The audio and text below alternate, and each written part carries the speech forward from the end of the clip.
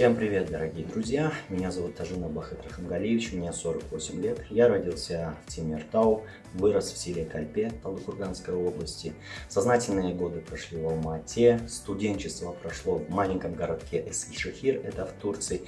И последние 10 лет я в городе Нур-Султан развиваюсь как музыкальный продюсер, композитор, режиссер, постановщик концертных программ и шоу. Также я являюсь руководителем школы современного вокала Достар. Я занимаюсь талантливыми детьми. И наравне с обычными детьми я воспитал немало детей с ограниченными возможностями, а также детей, оставшихся без любви родителей. Скажите, у вас было детство? Каким оно было? Возможно, вам повезло, и вы родились с золотой ложечкой во рту. У вас было беззаботное детство. А возможно, вы родились с деревянным половником, и каждый вечер кушали жареные макароны, и на этом выросли. Я не знаю, каким было ваше детство, но я знаю об одном.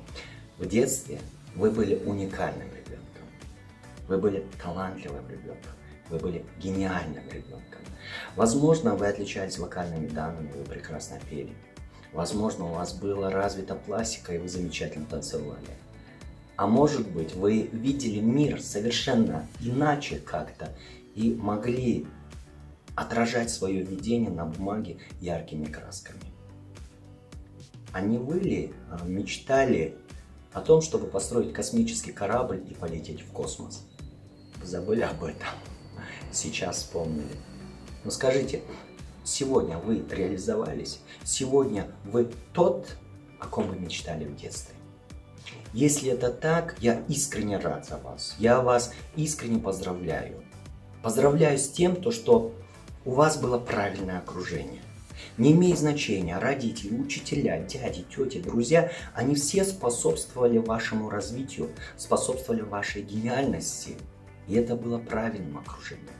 И сегодня, когда я работаю с детьми, я четко понимаю свою позицию и свою миссию. Я стараюсь быть для своих детей и для их родителей именно тем правильным окружением. И судя по результатам, я являюсь им. И в своем выступлении, в своей программе, которая называется «Как воспитать гения», я хотел бы поделиться своими инструментами, своими навыками, своим опытом.